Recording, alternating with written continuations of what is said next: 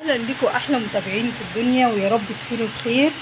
النهارده برضو هقدم لكم فكره من افكار المشاريع اللي انا بقدمها لكم. الحمد لله ان انا شايفه في اقبال من ناس كتير. ناس كتير عايزه تشتغل، ناس كتير حابه الافكار اللي انا بنزلها. فانتوا بتشجعوني وبتدعموني اكتر وبتخلوني ببقى عايزه اعمل لكم افكار اكتر واكتر، وان شاء الله ربنا يا رب يرزق الجميع. النهارده هعمل لكم فكره بسيطه وسهله جدا وبتجذب الاطفال حلوه قوي. بصوا يا جماعه، معانا مصاصات ومعانا العسليه دي، ماشي، مصاصات من الاشكال اللي انا كنت وريتها لكم قبل كده، تمام، والقلوب ديت، ومعانا من الفندام برضو، ماشي اهو. دي فكره من المصاصات اللي قلت لكم قبل كده. المصاصات بتبقى الاطفال كلهم بيحبوها يعني، وهنعمل منها فكره حلوه قوي هوريها لكم دلوقتي. دي الاكياس اللي انا بقول لكم عليها اهي، الاكياس الصغيره اللي هي بتتباع بجنيه، تمام. في ناس كانت طالبه ان هي تبتدي من المشاريع اللي انا بعملها لكم ديت، هتجيبوا من الاكياس دي، هي دي اللي انا بقول لكم عليها، وريتها لكم كتير في الفيديو وباكد عليكم تاني اهي، تمام. والمصاصات زي ما قلت لكم، وعسليه فندام وحاجات زي كده.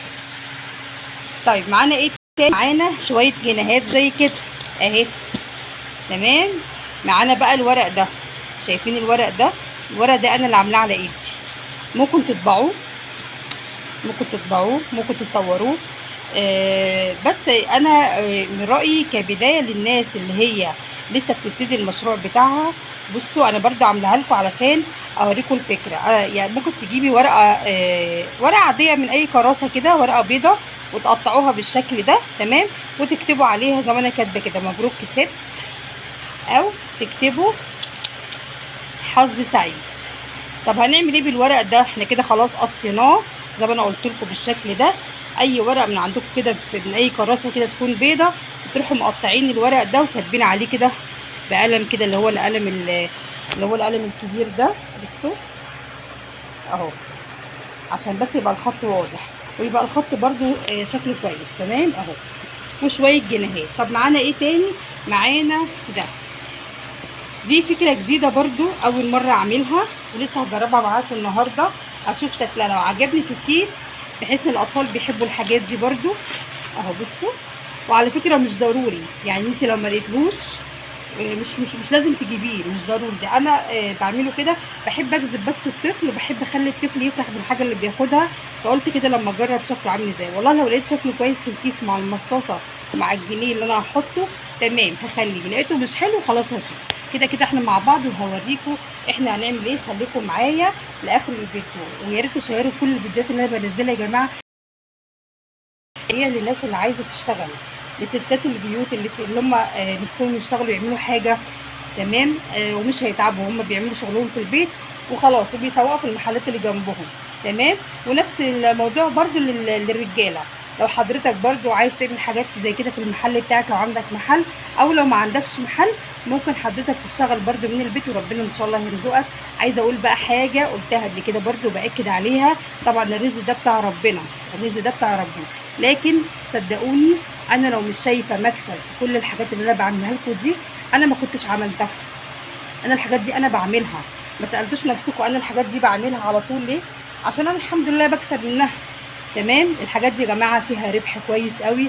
بس كمان انا عايزه اديكم نصيحه، اللي يبتدي الحاجات دي من الافكار اللي انا بنزلها لكم دي، اي حد عايز يبتدي مشروع يا جماعه يكمل للاخر.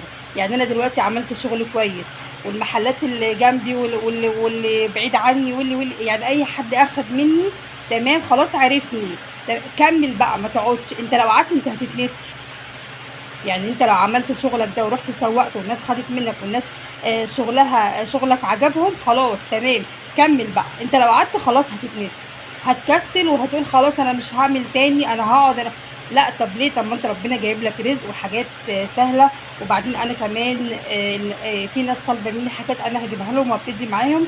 وعايزه اقول لكم حاجه كمان يا جماعه، انا مش بجيب لكم الحاجه وخلاص. يعني انا مش ببيع الحاجه ديت، انا قلت لكم ببيع ان انا ببيع الجمله، انا مش ببيع الحاجه وبس. انا بفضل معاكم خطوه بخطوه. اللي عايز يستمر معايا واللي عايز يعرف اي حاجه من عينيا ليكوا، انا اديكوا الرقم بتاعي والناس تكلمني وتتابع معايا. يعني اي حد بدأ معايا المشروع انا هتصل بيه وهقول له عملت ايه وخطوه بخطوه وهفضل معاك. تمام، يعني مش موضوع بيع وشراء بس. تمام، كلنا اخوات وبتمنى ان الرزق وربنا يكرم يا رب الجميع.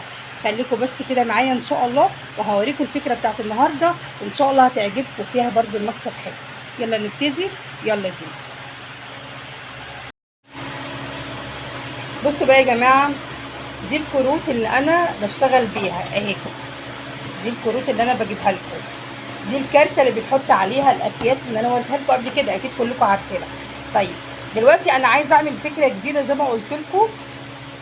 جبت 4 كارتات من دول، اللي هم دول. بصوا اللي هم دول اهم. تمام، وهنخليها على الناحيه البيضاء. عملت ايه؟ جبت 4 كارتات اهم ولزقتهم في بعض.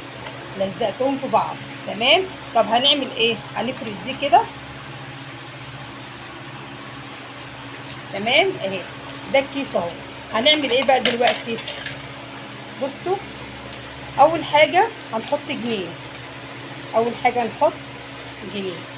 تمام اهو. وقلت لكم هاتوا من الاكياس اللي هي دي. اللي هينزل يشتري يا جماعه يجيب الاكياس اللي هي اللازم بتاعتها كتير عشان تبقى ايه سهله عليكم. تمام تمام. هنقفل الكيس بالشكل ده، هنخليه يعني سوا واحد. بصوا، هو عشان الكيس عندي كمان طويل شويه، لو لقيته اصغر من كده هاتوا بيكون احسن اهو. تمام، ادي الجنيه، ادي الجنيه. طيب هنعمل ايه؟ هنلزق كده بالشكل ده. هنلزق هنا كده بالشكل ده. بصوا اهي. هوريكم واحده تانيه. هنجيب كيس عادي جدا زي ما قلت لكم اهو. هنحط الجنيه كده، هنشيل اللزقه دي. الناس برضو اللي انا هجيب لها الاكياس، هجيب لكم الاكياس دي عشان تبقى سهله عليكم وعلشان ما تتعبكوش كده وانتوا شغالين اهي. مجرد ان انت بتشيل اللزقه دي وخلاص. طيب هنعمل ايه؟ هنعمل كده، هنقفلها بالشكل ده. ادي الجنيه معانا. تمام، وهنحط كده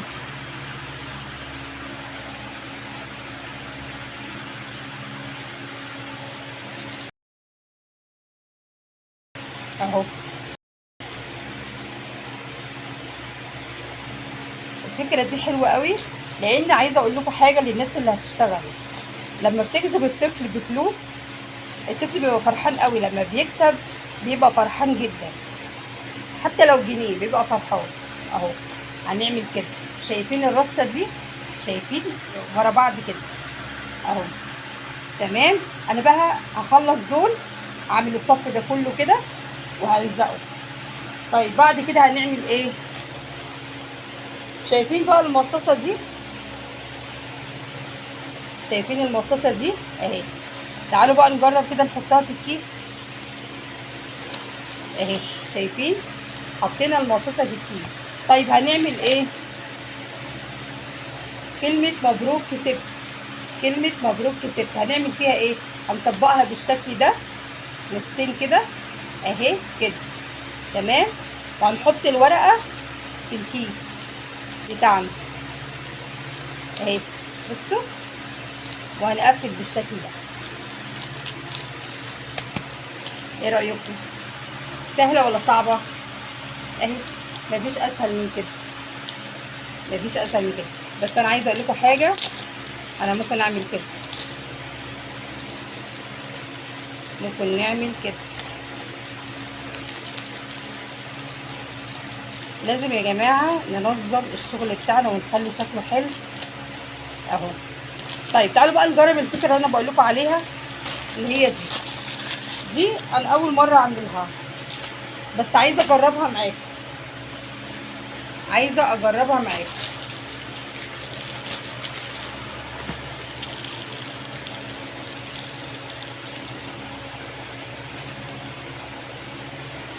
بصوا بقى كده.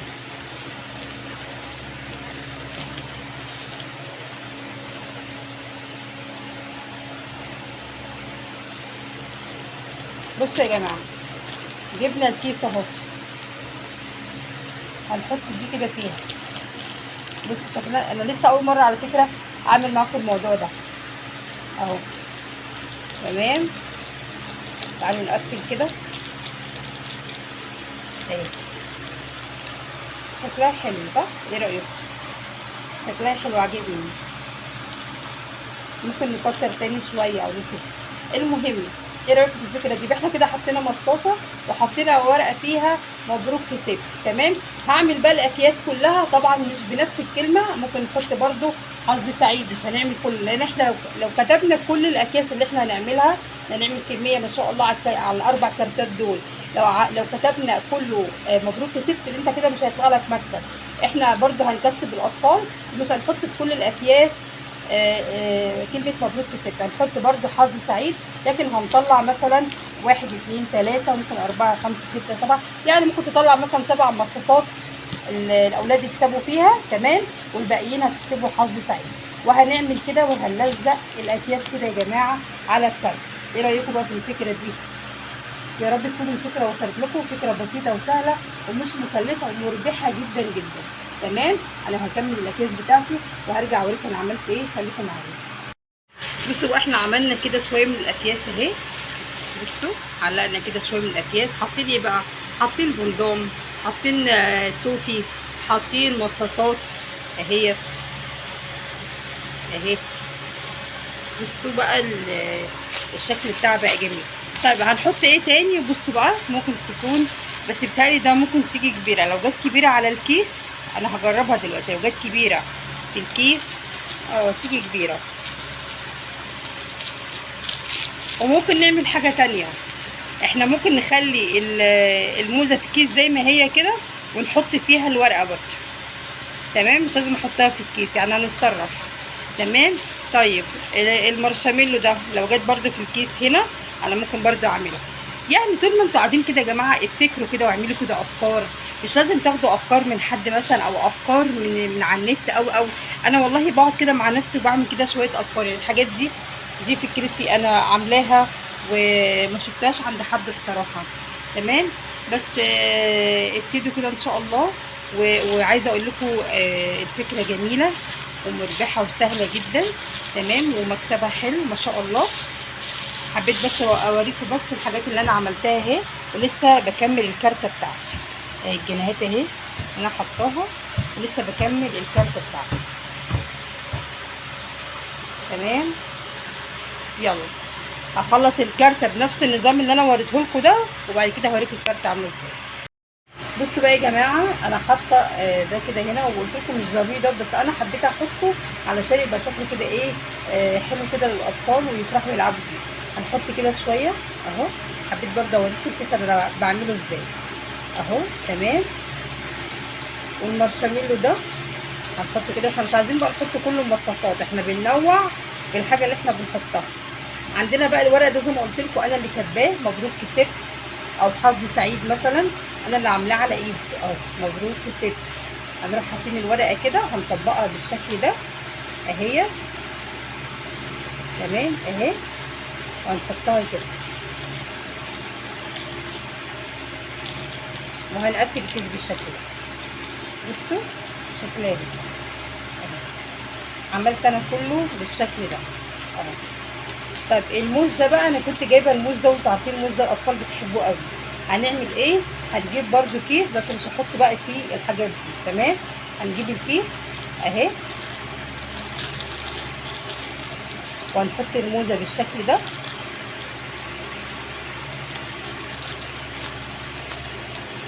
نحط الموزه كده وهنحط مثلا ورقه معاها حظ سعيد. قلت لكم مش هنحط طبعا كله مبروك كسبت، لان انت كده مش هتكسب حاجه. تمام اهو. مش ضروري تعملوا كارته كبيره زي ما انا عاملاها كده، ممكن تصغروها شويه. ادي الموز اهو. تمام، عملنا شويه اكياس اهو. الكارته دي اللي انا عاملاها دي كبيره، دي عاملاها عشان انا بحطها عندي في المحل. تمام، وانتوا لما تيجي تبيعوا بالنسبه للناس اللي بتعمل مشاريع من البيت وبتوزع يعني المحلات، لو حابين تعملوا الكارته دي حلوه قوي برده بيبقى فيها مكسب. وتشوفوا بقى انتوا حاطين كام كيس. تمام، برضو هقول لكم بعد ما بخلص الكارته كلها، هقول لكم هتبيعوها بكام ومكسبها كام وكل حاجه. تمام. عايزين تصغروا لحد هنا تبقى الكارته صغيره كده مفيش مشكله، حطوا كده برضو على قد الكارته وبرضو ايه تحسبوها عادي. تمام. يلا هكمل لكم بقى الكارته وانتوا عرفتوا الفكره خلاص اهو. ادي الفكره بتاعتنا والمصاصه والعسليه والبندام ايا كان الحاجات اللي انتوا هتحطوها بالشكل ده، وهنبيعها برضو الكيس بجنيه. خلاص. يلا هكمل الكارته وهرجع لكم تاني. خلاص بعد ما خلصنا كده الكارته، بصوا الكارته كده كبيره ازاي ما شاء الله. معرفش بقى هي واضحه ولا لا اهي. حطينا بقى شكلنا كتير اهو، حاجات كتيره قوي شكلناها. مش هنحط كل حاجه زي بعضها علشان برضه يبقى فيه اختلاف كده والشغل بتاعنا يبقى حلو ومميز. شايفين بقى الشغل جودته عامله ازاي. حاطين فلوس كده في الجنب اهو زي ما قلت لكم اهي. بصوا بقى دي هتتباع بجنيه. لو مش قادرين تعملوا الكارته دي كلها لان هي كبيره واخدت مني برضو وقت شويه، اعملوا نص الكارته عادي. دي كده يعتبر 4 كروت من اللي انا بجيبهم من كبار، لزقتهم في بعض زي ما قلت لكم وبدات ايه الشغل فيها اهي. وبجنيه واحد. حطيت الورق بقى اللي هو مبروك كسبت او حظ سعيد، واللي يكسب ياخد ايه اللي حطاه، وبرده بتكسب فيها وحلوه جدا.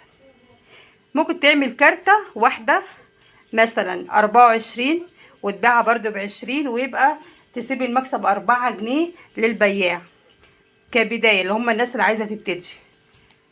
تمام. هتعملوا 28 واحده، هتشيلوا ال8 جنيه وهتاخدوا ال40 جنيه تبيعوها ب40 جنيه. لو هي 48 واحده هتبيعوا ب40 جنيه وهتاخدوا ال8 جنيه، يعني سيبوا 8 جنيه للبياع مكسبه. تمام. هتبقوا كسبانين برضو فيها. حلوه قوي، مشروع حلو قوي ويعني بجد ربحه كويس جدا. وعايزه اقول لكم برضو ما تكلفش حاجه هو ما كلفش حاجه يعني فاهمين. فاللي عايز يبتدي يا جماعه قدمت لكم افكار كتير. وعندي قناه اسمها قناه كل يوم مع رشا، برضو بنزل فيها الفيديوهات دي، بنزلها على قناتي قناه كل يوم مع رشا العربي. لو اللي عايز برضو يدخل يا جماعه يدخل القناه بتاعتي ويتفرج. والفيديو ده هنزله على اليوتيوب وهنزله برضو عندي على الصفحه. تمام. يلا اشوفكم ان شاء الله في فيديو جديد، واللي عايز حاجه يكتب لي في الكومنتات وافكار جديده ان شاء الله. واللي عايز حاجه يكلمني واللي عايز حاجه هبعتها له. بس يا جماعه المحافظات بتبقى صعبه علينا لان في ناس بتكلمني من الاقصر ومن الشرقيه، فبيبقى صعب عليا التوصيل يعني. تمام. يلا اشوفكم ان شاء الله في فيديو جديد. مع السلامه.